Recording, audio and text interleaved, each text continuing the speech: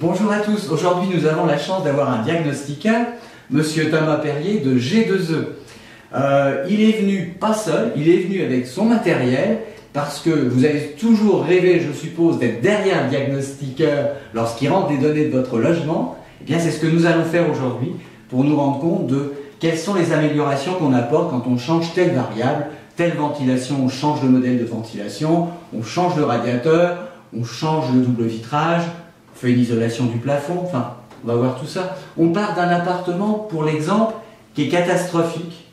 On ne peut même pas le louer aujourd'hui, depuis le 1er janvier, il n'est pas louable.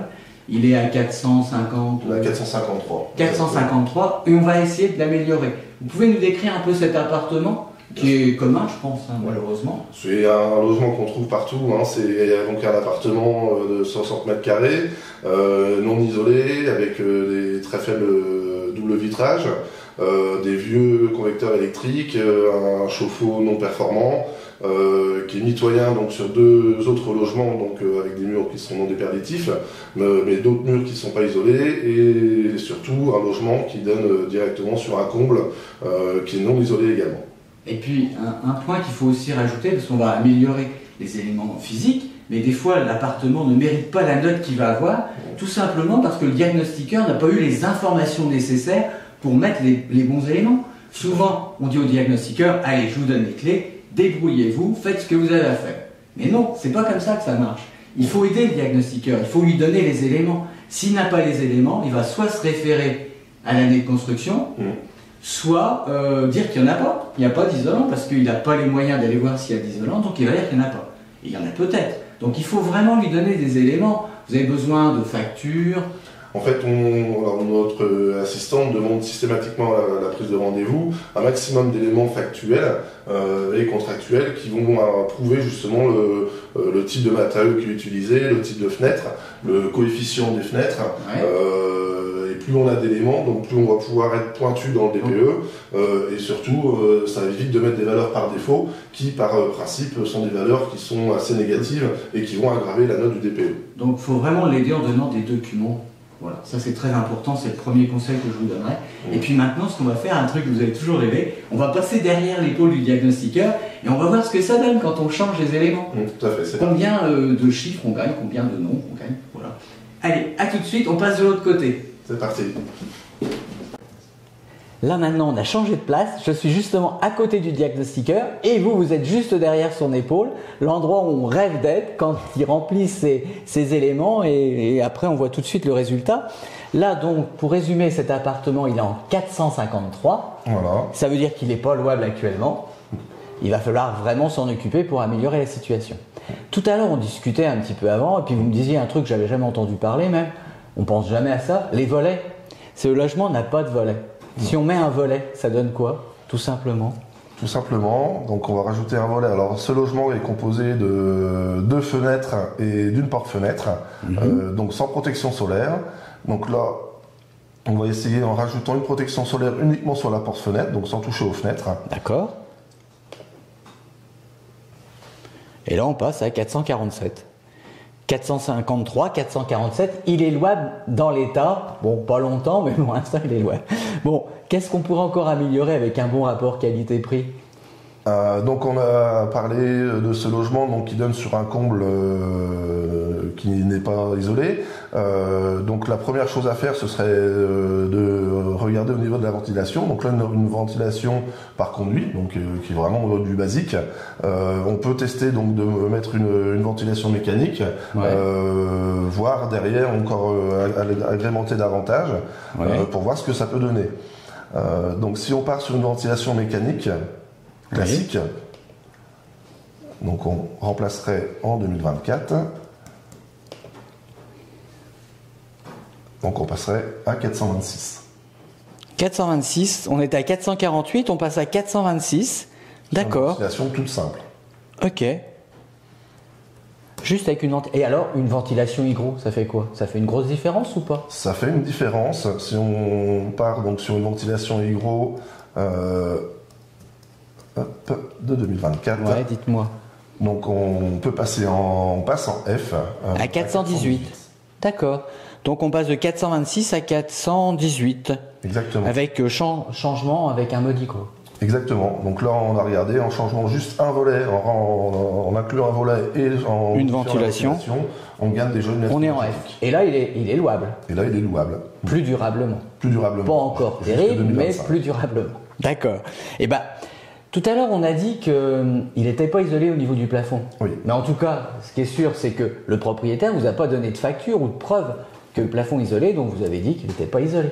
Oui, surtout qu'on n'a pas accès au comble, donc on ne peut pas savoir s'il y a une isolation. Si maintenant, sans rien faire, alors là c'est coût zéro, il vous apporte la facture comme quoi il y a 40 cm de laine de verre sur les combles, ça va donner quoi là? Donc si on met une isolation sur cette partie-là, au niveau du plancher haut, ouais. Donc une isolation, aujourd'hui ce qui se fait c'est avec 40 cm, donc on va partir sur une isolation de 40 cm. Ouais. De toute façon, ça coûte pas une fortune. Hein. Ça coûte pas une fortune à dérouler. Non.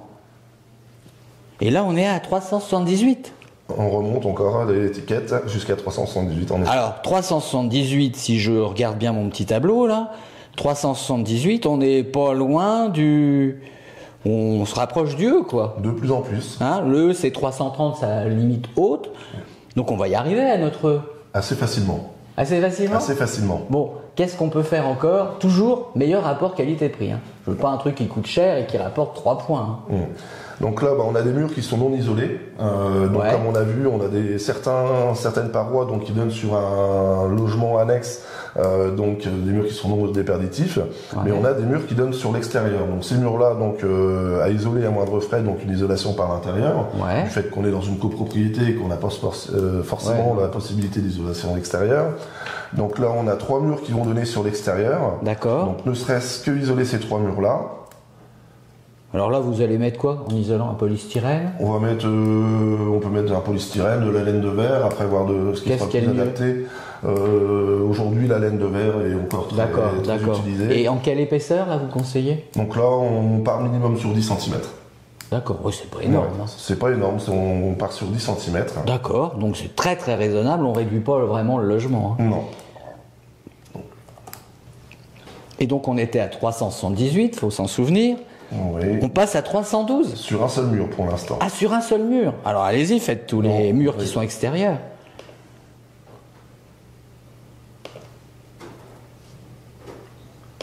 Donc notre second mur. Ah ouais, 281 avec le second mur. Oui, et notre troisième mur qui donne sur l'extérieur. Toujours en isolation intérieure. Avec du 10 cm, 265. Voilà. Et 265, on est en E et bientôt en D. On s'en approche de plus en plus. D'accord. Donc là, on a fait, on a découvert qu'il y avait de la laine de verre au plafond, qu'on n'avait pas donné l'information au diagnostiqueur. On a fait 3 murs seulement. On a fait 3 murs. D'accord. Avec une isolation de 10 cm, c'est quand même pas la mer à boire, je dirais. Ça va. D'accord. Et maintenant, on vise la classe D. Hein, qu'est-ce qu'on peut faire? Le cumulus, il est comment? C'est un vieux truc? Le cumulus, c'est un ballon classique, un ballon électrique classique, sans classe énergétique. Et donc, comme on disait tout à l'heure, on a également différents types de catégories de ballons. Et si on a une justificatif de la catégorie, on peut éventuellement regarder ce que ça donne si on a cette catégorie. Donc là, on est sur une catégorie inconnue. Sachant qu'on peut aller jusqu'à une catégorie C ou 3 étoiles, donc ça c'est le fabricant qui peut déterminer. Cumulus. Alors, la qualité c'est C ou 3 étoiles, c'est ça? C ou 3 étoiles, oui. D'accord, C ou 3 étoiles, c'est ce qu'il y a de mieux. C'est ce qui se fait de mieux.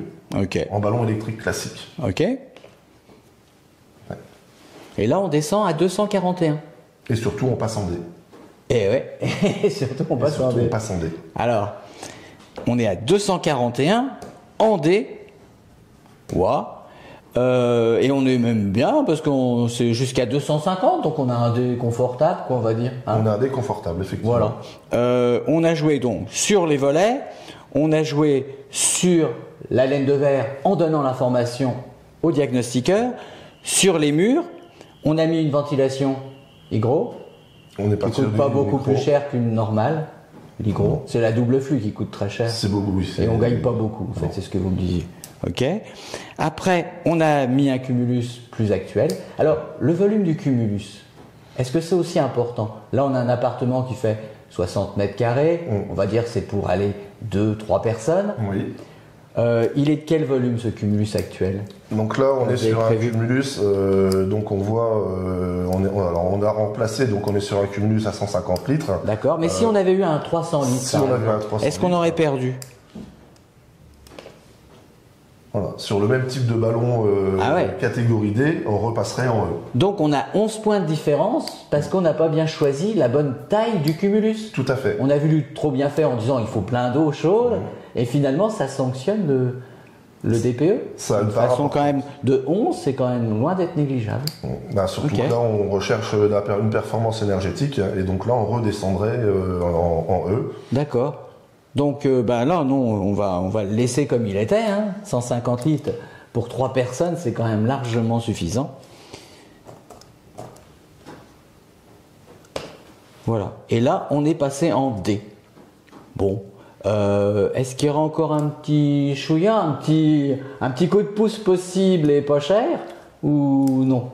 Alors pas cher maintenant, on va quand même attaquer le système de chauffage. Ah ouais.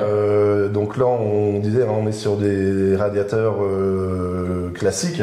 On peut passer sur des radiateurs inertie un peu plus performants.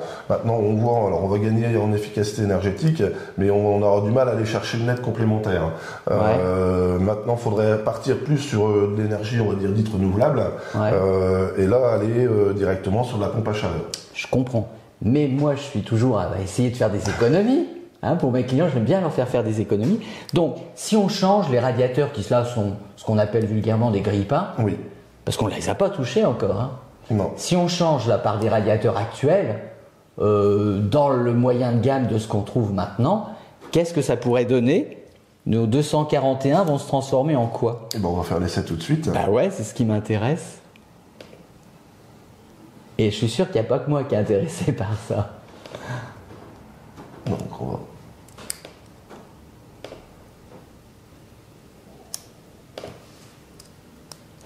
« 241, 237, ouais.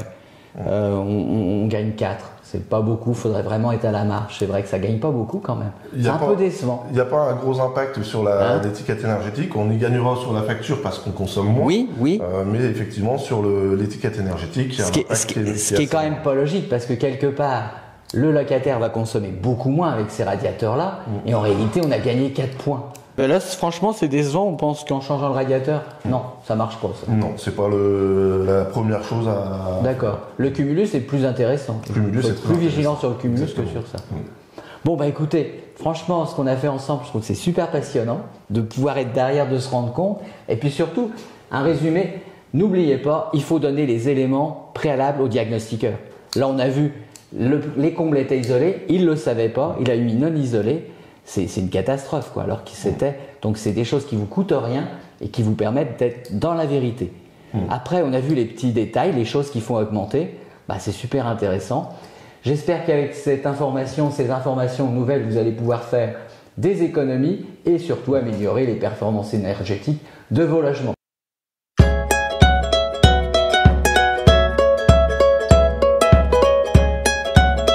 Si vous avez besoin de renseignements complémentaires et personnalisés, n'hésitez pas